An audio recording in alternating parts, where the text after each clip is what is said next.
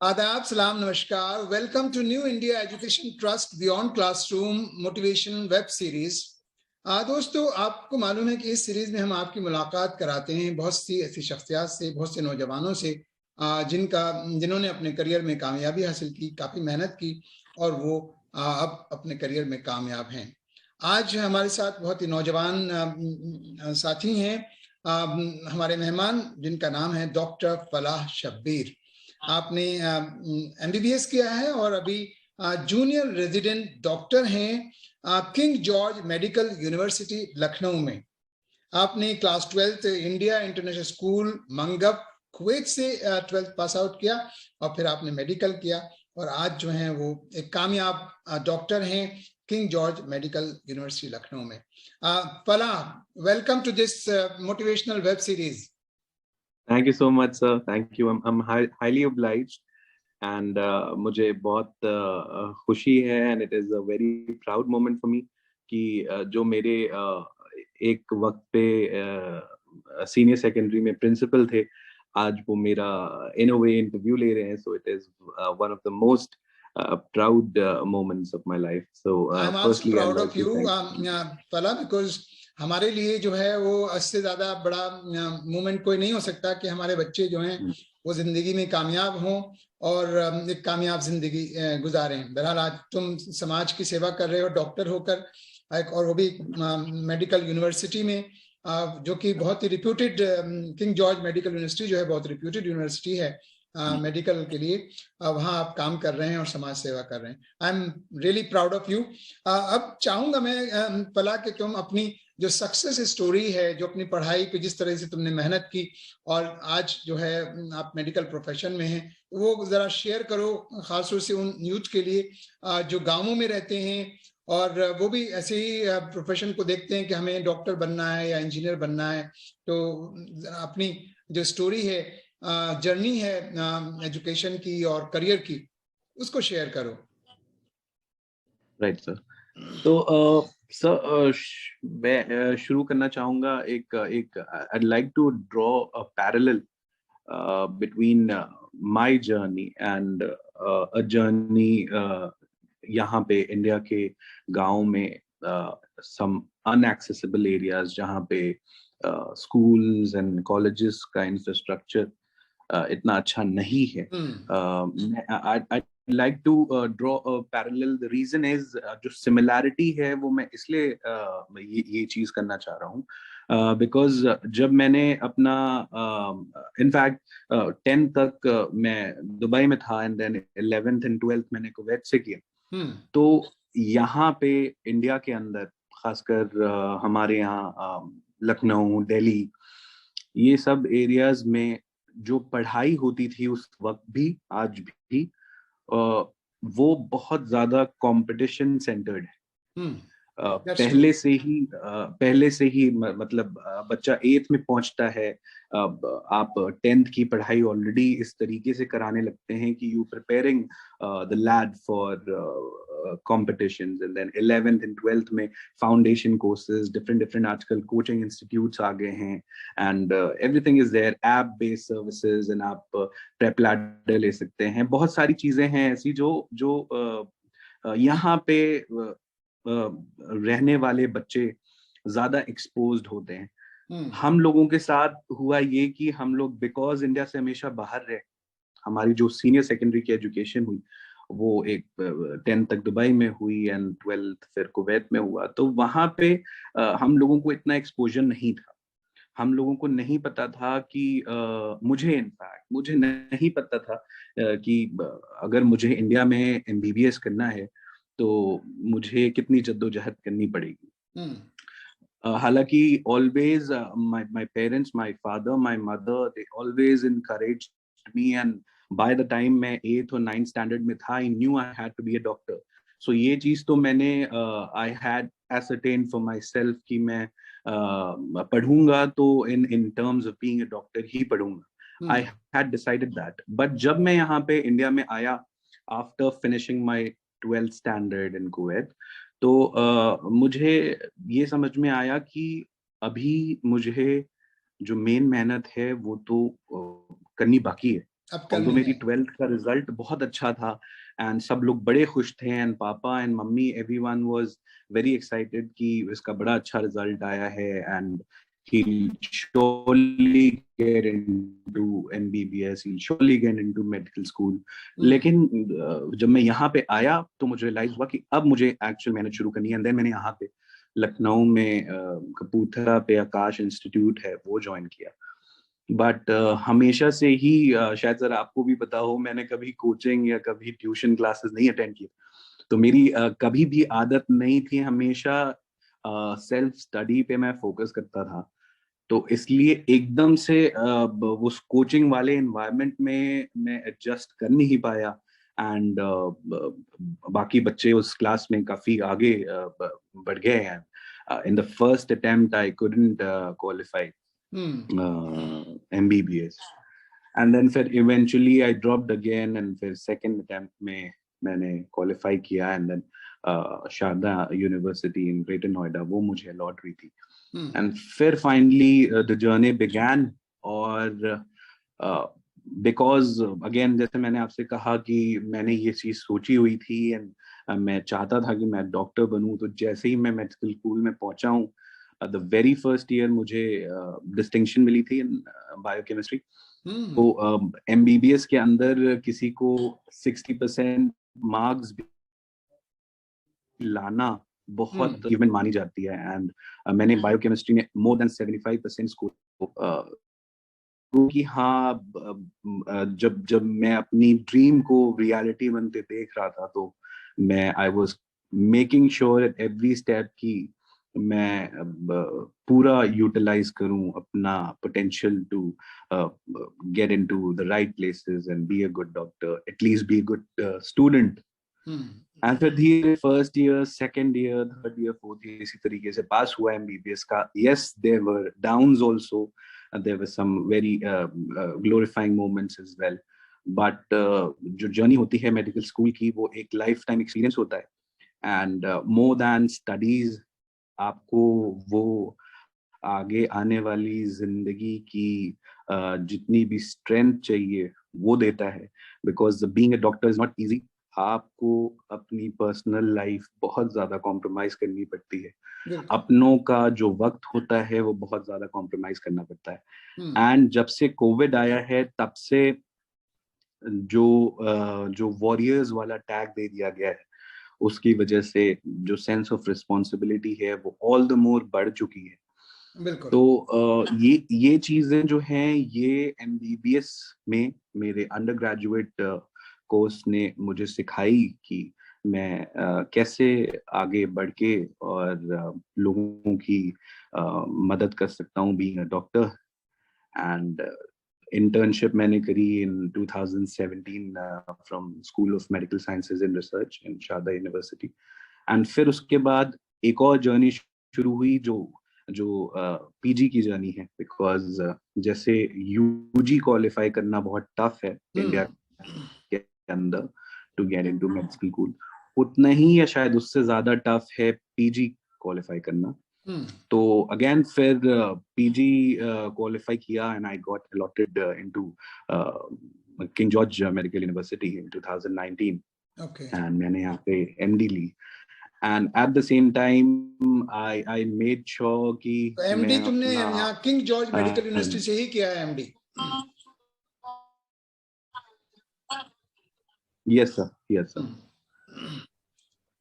yes sir. That's So that's at the really same great. time, yeah. एक चीज जो तुमने कही डॉक्टर पला, वो ये कि जो खासतौर से जो गल्फ और इंडिया के कॉन्टेक्स्ट में जो पैरेलल आपने बात बताई, वो ये बात बिल्कुल सही है अपनी जगह। खासकर जो बच्चे गल्फ से पढ़ते हैं उनको सही मायनों में जो इंडिया में जो टफ कंपटीशन है उसके बारे में उतनी जानकारी उनको नहीं होती। तो जब वो वहां जाते हैं तो नेचुरली वो एक डिफिकल्ट सिचुएशन होती है उनके लिए और बहुत टफ कंपटीशन होता है। और यहाँ इसीलिए बहुत से बच्चे जो हैं वो यहाँ से गल्फ कंट्रीज से यूरोप, अमेरिका, कनाडा या ऑस्ट्रेलिया जाना पसंद करते हैं बनिस्बत इसके कि वो इंडिया जाएं।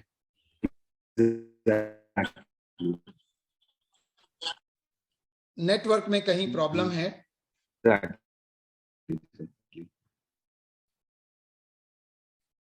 वैसे काफी नेटवर्क इशू हो रहा है इस वक्त, और हमें उम्मीद है कि फलाह का नेट कुछ ठीक होगा तो फिर हमारी बात हो पाएगी।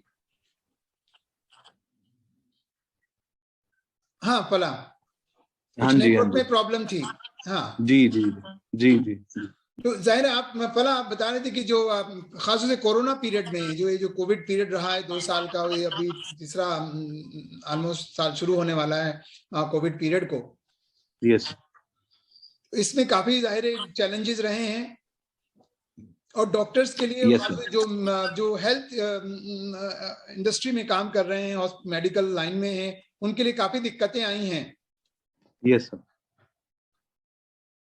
तो हम चाहेंगे कुछ, जाहिर है चूंकि कोविड का जिक्र हुआ, एक जो है कोरोना वॉरियर्स का जिक्र हुआ, तो मैं चाहूंगा कि इस वक्त कुछ आप अभी जो हालात है एट प्रेजेंट, काफी मेरे ख्याल से ये जो इस वक्त की जो सिचुएशन है कोरोना की, वो काफी माइल्ड है, काफी लोग अफेक्टेड हो यस। रहे हैं, इन्फेक्टेड हो रहे हैं, लेकिन लेकिन वो यस। ठीक भी जल्दी हो पा रहे हैं। तो कुछ हाँ ऐसे जी, हाँ में जी। कुछ टिप्स दे सकते हैं आप खास तौर से गांव के लोगों को, जहां बहुत ज्यादा पाबंदियां फॉलो नहीं करते हैं लोग। बिल्कुल बिल्कुल। सर सबसे पहली चीज तो इसमें ध्यान देने की एंड सोचने की ये है कि कोविड जो है, covid is not just any other infection, it is a viral infection. Hmm अभी घर में सपोज किसी को कोई स्किन इन्फेक्शन होती है, एंड सपोज यहाँ पे आपके गाल पे आपको पिंपल लग जाता है, हम्म तो पिंपल जो है वो बढ़ता है एंड उसमें से सिक्रीशंस निकलते हैं, इवेंचुअली आप दवाई लेते हैं, नहीं भी लेते हैं, वो रिग्रेस करके वो ठीक हो जाता है। हम्म लेकिन इसमें ध्यान देने की चीज ये है कि पिंपल जल्दी किसी और को नहीं होता। हम्म A bacterial infection is not going to be as much contagious as a viral infection. हम्म हमें हमें बस एक चीज का ध्यान रखना है। हमारे यहाँ वैक्सीनेशन हो रही हैं, हमारे यहाँ हर तरीके के मेजर हो रहे हैं, everything is going on in India, abroad, हर तरफ आदमी यही कोशिश कर रहा है। The government is trying to educate the public की इन सब चीजों का मकसद सिर्फ एक है, और वो ये है कि एक वायरल इन्फेक्शन को अपने आप में नहीं एंटर करने देने का एक ही जरिया है, और वो ये है कि आप उस इंसान के कांटेक्ट में ना हो जिसे वो इन्फेक्शन है। हम्म हमारे हदीस में भी हमारे रसूल ने भी यही चीज कही। वो उस जमाने में ये चीज कह के गए कि कहीं अगर कोई पैंडेमिक है या तो आप वहां जाए मत, एंड अगर वहां पैंडेमिक है जहां आप रह रहे हैं तो वहां से आप निकले मत। बिल्कुल। हमारे रसूल ने वो उस जमाने में कह दिया था जब जब कुछ भी नहीं हुआ करता था, and he was very right about it.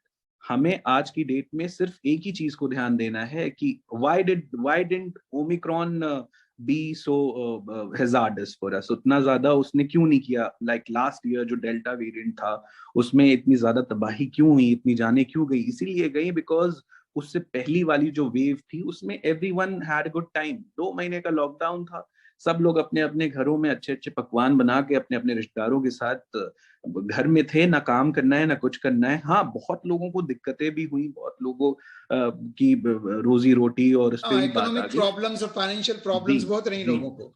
बहुत रही। बट इवेंचुअली वो उस चीज को लेकर के यहाँ पे पब्लिक इतनी ज्यादा ज्यादा सेंसिटाइज नहीं हुई थी इन द फर्स्ट वेव।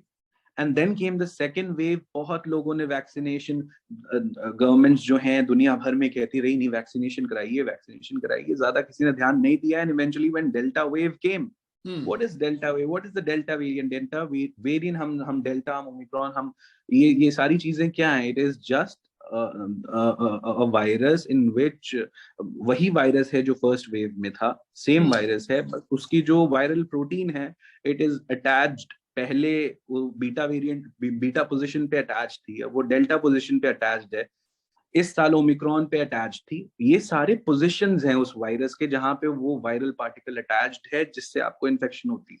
कल को वो ओमिक्रॉन से हट के जीटा पे चला जाए, वहां से हट के वो एप्सिलॉन पे चला जाए, हम्म कोई नहीं जानता सिवाय अल्लाह ताला के। तो हमें इस चीज को मद्देनजर रखे हुए सिर्फ एक चीज का ध्यान रखना है कि हम उस आदमी से दूर रहें जिसे इन्फेक्शन हो सकती है। अब ये कैसे पता चलेगा कि इसको इन्फेक्शन? इसीलिए आपको सरकार हर जगह की ये चिल्ला चिल्ला के कह रही है कि भैया क्राउडेड एरियाज में मत जाओ। क्यों ना जाओ क्राउडेड एरियाज में? इसलिए नहीं वहां गंदगी है, वहां परेशानी होगी, इसलिए कि आपको नहीं पता कि कौन पॉजिटिव है, कौन उस वायरस का कैरियर हाँ, है। कौन कैरियर है उसका, उस वायरस का, ये नहीं मालूम होता है। जी तो एग्जैक्टली। इसलिए हाँ, वो कहते हैं ना, prevention is better than cure. Better than cure, exactly. बिल्कुल, ये हाँ। बॉटम लाइन यही है कि आपको क्योर लेने की जरूरत ही क्या है? आपको क्यों जाना है कोविड आइसोलेशन वार्ड में?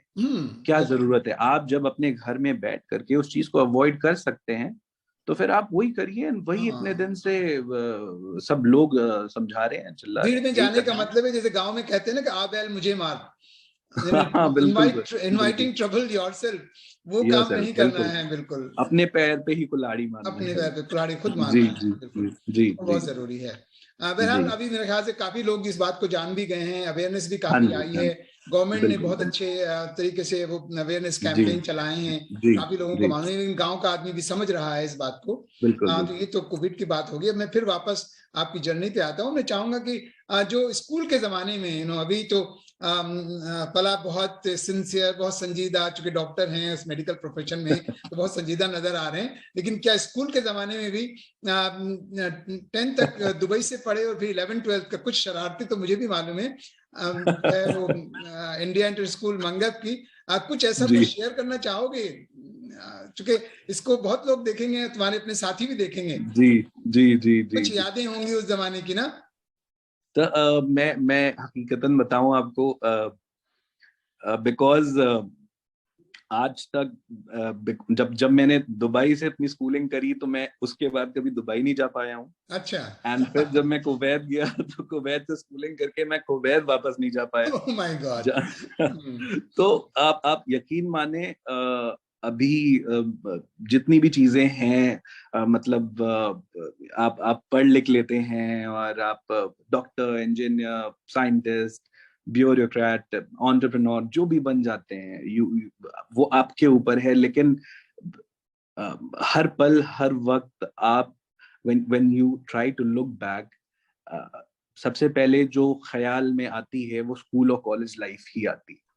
एंड कोई अगर पूछता है कि आप अपने फेवरेट मोमेंट्स बताइए, तो वो एक इंसिडेंट जो दिमाग में आता है वो स्कूल लाइफ या कॉलेज लाइफ का ही आता है। करेक्ट। एंड आपने आपने ये चीज कही कि शरारती, जब भी पेरेंट टीचर मीटिंग होती थी तो I was good at my grades, हमेशा से मेरे ग्रेड्स अच्छे होते थे। No doubt. लेकिन किसी भी क्लास के टीचर ने जब भी मम्मी या पापा या दोनों लोग साथ में ओपन हाउस में या पेरेंट टीचर मीटिंग में जाते थे, तो हमारे ग्रेड्स डिस्कस करने से पहले हमारी शरारतें शरारतें शरारतें डिस्कस डिस्कस करते होती थे।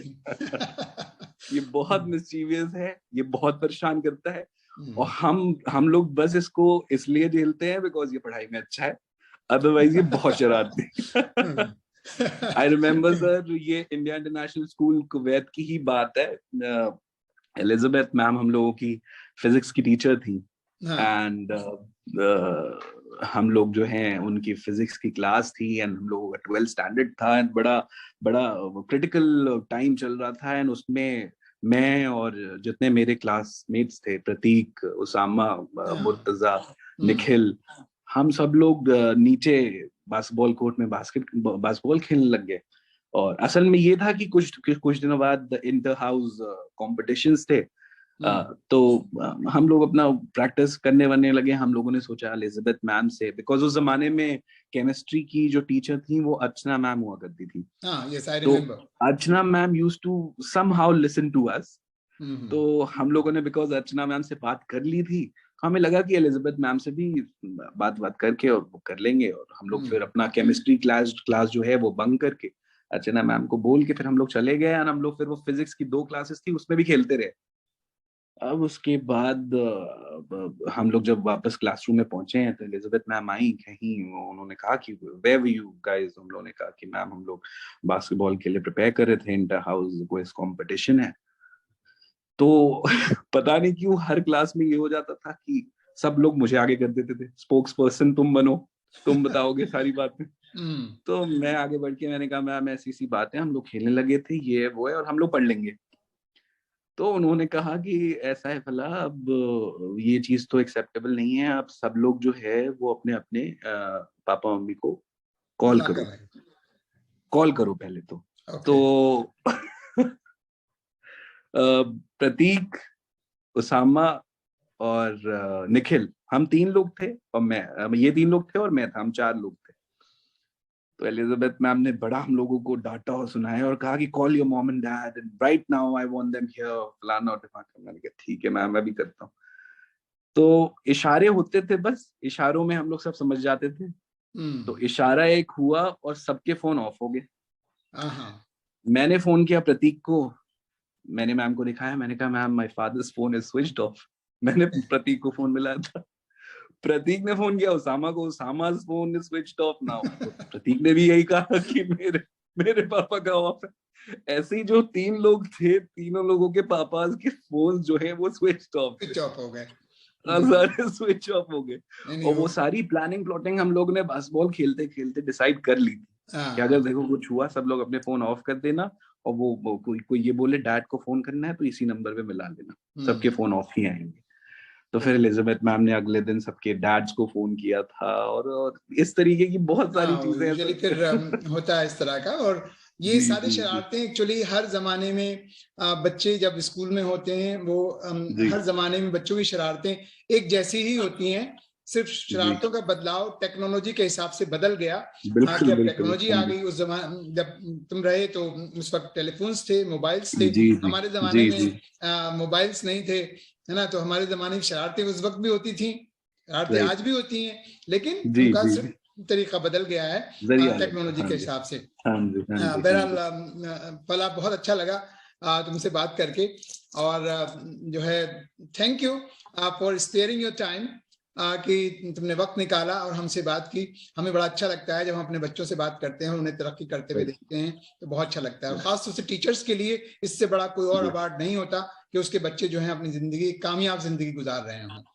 बहुत बहुत शुक्रिया। Thank you so much, sir. I'd like to extend my thank you to you, and I'm highly grateful कि आपने मुझे इस काबिल समझा कि आप मुझे अपने चैनल पर बुला करके एंड थोड़ा सा टाइम मेरा भी ले सकते हैं। I'm really obliged, and right now and any time in the future आप हमेशा से हमारे गाइड, हमारे मेंटर रहे हैं, and so just like I'm proud of anyone else in my family, my father, my mother, I'm proud of you. आपने हमेशा हम लोगों को you've shown us the right path, and one of the reasons why हम लोग जो भी success हासिल कर पाए हैं जिंदगी में आपकी गाइडेंस का नतीजा है। And thank you so much sir, and thank you for inviting me. बहुत जरूरी है कि हम अपने बच्चों को हमेशा ये कहें कि वो अपने वालिदैन की, अपने पेरेंट्स, अपने टीचर्स और उन सब की इज्जत करें और उनका कहना माने, और be honest to all of them, then only you succeed in your life. यही एक कामयाबी का राज होता है कि आप जो है वो अपने वालिदैन और अपने टीचर्स की रेस्पेक्ट करें। बहरहाल फला, बहुत बहुत शुक्रिया, और हमारी दुआएं आपके साथ हैं कि आप दिन दूनी रात चौगुनी तरक्की करें और इसी तरीके से कामयाब जिंदगी गुजारें और समाज की खिदमत करते रहें। बहुत बहुत शुक्रिया। Thank you sir, thank you. दोस्तों, देखा आपने, ये थे हमारे आज के यंग नौजवान मेहमान डॉक्टर फला शब्बीर, जो कि MBBS MD हैं और इस वक्त king George medical university Lucknow में जूनियर रेजिडेंट डॉक्टर हैं। आपने देखा कि आपने किस तरीके से मेहनत की है और मेहनत के बलबूते पर कैसे कामयाब हुए, कैसे आपने MBBS किया और MD किया और फिर एक बहुत ही कामयाब डॉक्टर। जाहिर सी बात है कि बगैर मेहनत किए आप कुछ हासिल नहीं कर सकते। मेहनत जो है हर सफलता का राज है, हर सफलता की कुंजी है, वो सिर्फ और सिर्फ मेहनत है। आप सब भी मेहनत करें और कामयाब जिंदगी गुजारें। अगर आपको हमारा आज का ये प्रोग्राम पसंद आया तो इसे लाइक और शेयर करना ना भूलें, और अपने दोस्तों, अपने अजीजों, अपने मित्रों को इस चैनल को सब्सक्राइब करने के लिए जरूर कहें। New India education trust beyond classroom. Thank you, शुक्रिया, धन्यवाद। Have a great time.